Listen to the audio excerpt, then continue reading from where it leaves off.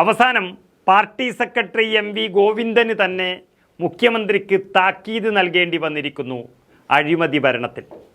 കേരളത്തിൽ പിണറായി വിജയൻ്റെ ഭരണം വളരെയധികം ജനരോഷം ഉണർത്തുകയാണ്. ഒന്നാം പിണറായി സർക്കാർ തട്ടിപ്പുകളൊക്കെ നടത്തിയിരുന്നുവെങ്കിലും അത് പിടിക്കപ്പെടാതെ പോവുകയും കൊറോണ മഹാമാരി വന്നതോടുകൂടി തട്ടിപ്പുകളെക്കാളും നിലനിൽപ്പിന് വേണ്ടി യാചിച്ച മനുഷ്യർക്ക് കിറ്റുകൾ നൽകിയതോടെ പിണറായി വലിയ അനിഷേധ്യ നേതാവായി മാറി. അങ്ങനെ പ്രളയവും കൊറോണയുമൊക്കെ കൊണ്ട് രക്ഷപ്പെട്ടു പോയ പിണറായി വിജയൻ രണ്ടാമതും വിജയിച്ചതോടെയാണ് എല്ലാ തട്ടിപ്പുകളും പുറത്തു വന്നത്.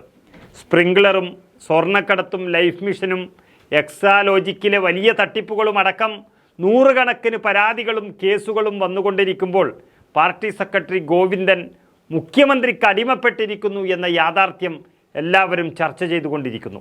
സത്യത്തിൽ സാമ്പത്തികമായും ലൈംഗികമായും ഒന്നും കേസുകളില്ലാത്ത CPM നേതാക്കളെ നോക്കിയാൽ അതിലൊന്ന് MV ഗോവിന്ദനാണ്.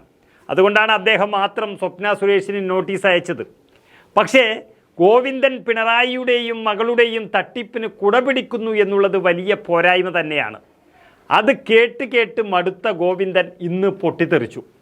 ഞാനാണ് കമ്മ്യൂണിസ്റ്റ് പാർട്ടിയെന്നും ഞാനില്ലാതെ പിന്നെന്ത് കമ്മ്യൂണിസ്റ്റ് പാർട്ടിയെന്നും ചിലർ വിചാരിക്കുകയാണെന്നും എന്നാൽ എല്ലാവരെയും രൂപപ്പെടുത്തിയത് ഈ നാടും പാർട്ടിയുമാണ് എന്ന ബോധം വേണമെന്നും MV ഗോവിന്ദന് പറയേണ്ടി വന്നിരിക്കുന്നു. ഞാനല്ല പാർട്ടി എന്നെല്ലാവർക്കും വിചാരം വേണമെന്ന താക്കീതാണ് MV ഗോവിന്ദൻ നൽകിയത്. രണ്ടാം തവണയും ഭരണത്തിലേറിയപ്പോൾ തെറ്റായ ചില പ്രവണതകൾ മുളപൊട്ടി തുടങ്ങിയിട്ടുണ്ട്. മുതലാളിത്ത ഫ്യൂഡൽ ജീർണതകൾ ബാധിക്കാതിരിക്കാൻ നല്ല രാഷ്ട്രീയ ധാരണയോടെയും സംഘടനാബോധത്തോടെയും പ്രവർത്തിക്കാനാകണമെന്നും ഗോവിന്ദൻ പിണറായി വിജയനെ ഓർമ്മിപ്പിച്ചു. വയനാട്ടിൽ വെച്ചാണ് CPM സംസ്ഥാന സെക്രട്ടറി ഈ മുന്നറിയിപ്പ് നൽകിയത്.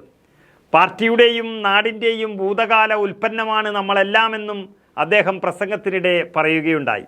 ഈ ഭൂതകാലത്തെ സ്മരിക്കാതെ മുന്നോട്ട് പോകാനാകില്ല. പാർട്ടിക്ക് വേണ്ടി എത്രയോ സഖാക്കൾ ഇവിടെ രക്തസാക്ഷികളായിട്ടുണ്ട്. ഇപ്പോഴും ജീവച്ഛവങ്ങളായി കഴിയുന്നവരുമുണ്ട്. ഇവരെല്ലാം നടത്തിയ പോരാട്ടത്തിൻ്റെയും സഹനത്തിൻ്റെയും ഉൽപ്പന്നമാണ് ഞാനും നിങ്ങളുമെന്ന് MV ഗോവിന്ദൻ ഓർമ്മിപ്പിച്ചത് മുഖ്യമന്ത്രിയെ ഉദ്ദേശിച്ച് തന്നെയാണ്.